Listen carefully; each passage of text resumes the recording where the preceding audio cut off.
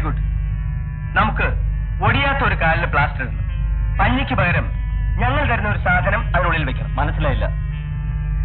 മാഹിയിൽ നിന്നും ഞങ്ങളുടെ ഒരു പെൺകുട്ടി വരുന്നുണ്ട്. കാലൊടിഞ്ഞ് ചികിത്സയ്ക്കെന്ന് പറഞ്ഞാണ് അവൾ വരുന്നത്. അവളിലൂടെ ആ സാധനം ഞങ്ങൾക്ക് അങ്ങോട്ട് കടത്തണം. അത് ഡോക്ടർ ഒന്നുകൊണ്ടും ഭയപ്പെടേണ്ട. 1 മാസം ജോലി ചെയ്താൽ കിട്ടുന്ന പണം ഞാൻ നിങ്ങൾക്ക് തരും. അതാരും അറിയുകയുമില്ല. എന്തു പറയുന്നു?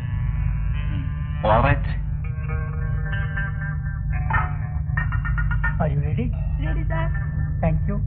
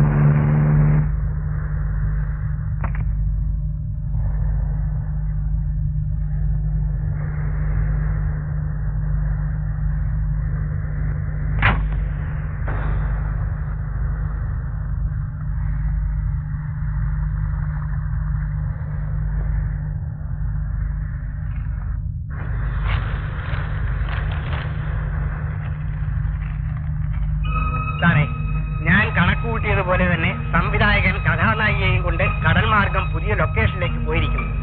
ഞാൻ എഴുതിയിരിക്കുന്ന കഥയുടെ തുടക്കവും നായികാനായകന്മാരുടെ ഒളിച്ചോട്ടമാണ്. അതുകൊണ്ട് എന്റെ കഥയ്ക്ക് ഒരു ചാൻസ് കിട്ടിയേക്കുമെന്ന് വിചാരിച്ച് ലീവെടുക്കാതെ ഞാനും അവരുടെ പുറകെ പോവുകയാണ്. സാറിന്റെ ചാൻസ് ഞാൻ അടിച്ചെടുത്ത് കളയുമെന്ന് പേടിക്കണ്ട. സാറും ഉടനെ വന്നാട്ടെ. 2 കഥയും നമുക്ക് ഒരേ സമയത്ത് ഒരേ ലൊക്കേഷനിൽ ഷൂട്ട് ചെയ്യാം എന്ന് കഥാവചനം പ്രാപ്ര.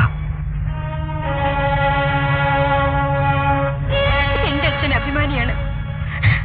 അവിവാഹിതയായ ഞാൻ ഗർഭിണിയാണെന്ന് അറിഞ്ഞപ്പോൾ എല്ലാം മറന്ന് അച്ഛനെന്റെ രവിയേട്ടനെ വെടിവെച്ച് കൊന്നു.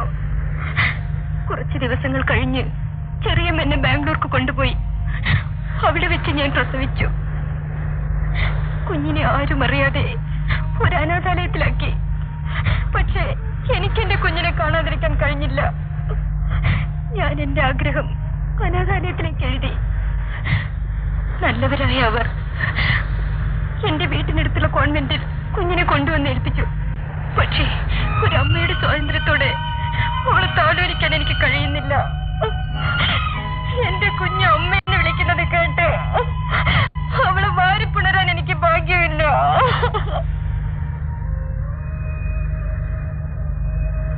ബാബു, നിർഭാഗ്യവതിയായ എന്റെ കഥ ബാബുവിനെ നൊമ്പരപ്പെടുത്തിയോ? ഇല്ല, ഞാൻ ചെയ്തു പോയ ക്രൂരതയോർത്ത് സ്വയം വേദനിച്ചു പോയതാണ്. ക്രൂരതയോ? അതെ ബീനെ, നീ വിചാരിക്കുന്നത് പോലെ രവിയെ കൊന്നത് നിന്റെ അച്ഛനല്ല, പിന്നെ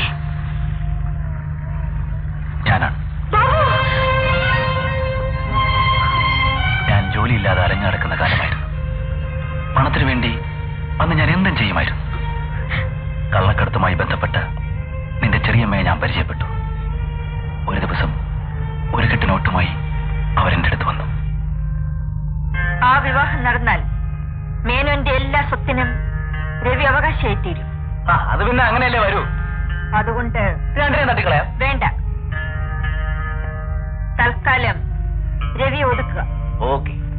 ഹോട്ടൽ വെസ്റ്റ് എൻഡിൽ 116 നമ്പർ മുറിയിലാണ് രവി താമസിക്കുന്നത്. ആർക്കും സംശയം തോന്നരുത്. ഇതാ. Yes, come in.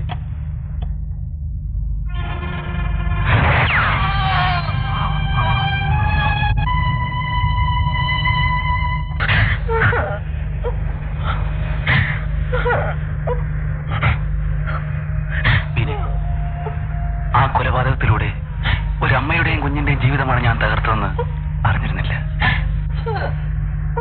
തിരുത്താനാവാത്ത വലിയൊരു തെറ്റാണ് ഞാൻ ചെയ്തത്. എനിക്ക് മാപ്പ് തരൂ.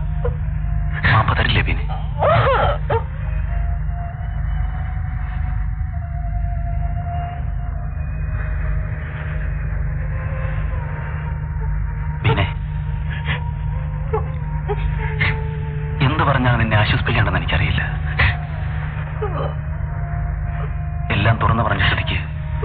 ഒന്നും മറച്ചു വെക്കുന്നില്ല.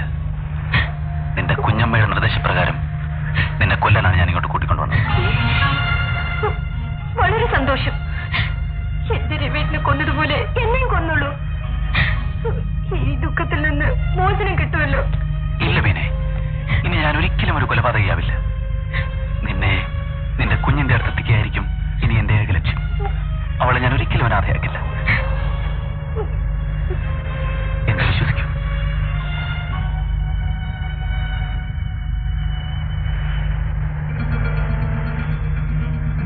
$501 calling 33, 501 calling 33, 501 calling 33. ഓവർ. നായികയുടെ കണ്ണുനീർ സംവിധായകനിൽ മാറ്റങ്ങൾ വരുത്തിയിരിക്കുന്നു. ബില്ല് ഇടയ്ക്ക് വിടാനും ഒരു സംഘടന ഉണ്ടാകാനുള്ള വഴിയുണ്ട്. കഥാഗതി മാറുന്നതിന് മുമ്പേ ഉടൻ പുറപ്പെട്ടു വരിക. Over. Message will be transformed to Tiger immediately. Message will be transformed to Tiger immediately. Message will be transformed to Tiger immediately. Over. നിങ്ങൾ ഒറ്റയ്ക്ക് വന്ന എന്താ? ബീന എവിടെ മിസ്റ്റർ? പണം എവിടെ? പണം നിങ്ങൾക്ക് കിട്ടിയില്ലേ? ഇല്ലല്ലോ. എന്റെ ഭർത്താവ് ബ്യൂറോയിൽ നിന്ന് 10 ലക്ഷം രൂപ എടുത്ത് പെട്ടിയിലാക്കി കൊണ്ടുവരുന്ന ഞാൻ സാക്ഷിയാണ്. പെട്ടി നിങ്ങൾ ആവശ്യപ്പെട്ട സ്ഥലത്ത് കൊണ്ടുവന്ന് തന്നില്ലേ? പെട്ടി തന്നു. എന്നാൽ അതിനകത്തുണ്ടായിരുന്ന എന്താണ് തുറന്നു നോക്കിയാട്ടെ.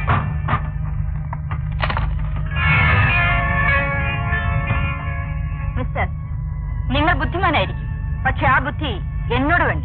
പണം മുഴുവൻ നിങ്ങൾ എടുത്തിട്ട് അഭ്യാസം കാണിക്കാനോ? മര്യാദയ്ക്ക് ഉടനെ ബീനെ ഇവിടെ കൊണ്ടുവരണം. Very sorry madam. നമ്മൾ തമ്മിൽ പറഞ്ഞതുപോലെ ചെയ്യാതെ നിങ്ങളുടെ മകളെ നിങ്ങൾക്ക് തിരിച്ചു കിട്ടാൻ പോകുന്നില്ല. മിസ്റ്റർ, ഇത് രജനിയാണ്.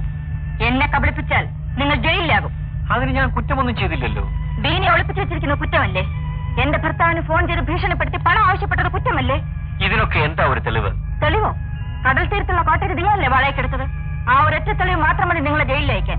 ശ്രീമതി ബുദ്ധിരാക്ഷസി, നിങ്ങൾ ചതിക്കാൻ വിദഗ്ധയാണെന്ന് എനിക്ക് സംശയമുണ്ടായിരുന്നു. അതുകൊണ്ട് നിങ്ങൾ കോട്ടേജിൽ വെച്ച് സംസാരിച്ചതെല്ലാം ഞാൻ ടേപ്പ് ചെയ്തു. എന്റെ അലമാരയിൽ ഞാനത് ഭദ്രമായി പൂട്ടിവെച്ചിട്ടുണ്ട്.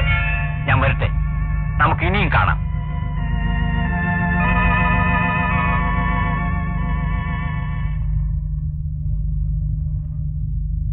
നിർമ്മലേ, നീ എന്താ ഇങ്ങനെ നിൽക്കുന്നത്? ഇന്ന് ജോലിക്ക് പോയില്ലേ? നീ എന്താ ഒന്നും മിണ്ടാത്തത്? നിനക്ക് എന്ത് പറ്റി? ഒരു ചെറിയ ഭയം.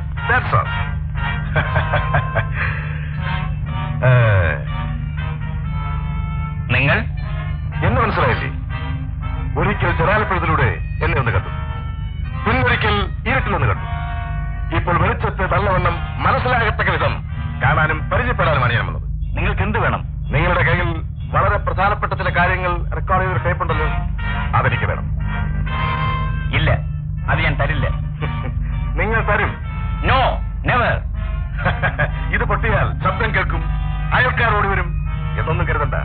ഇത് സൗണ്ട്ലെസ് ആണ്. ദാ നോക്കൂ.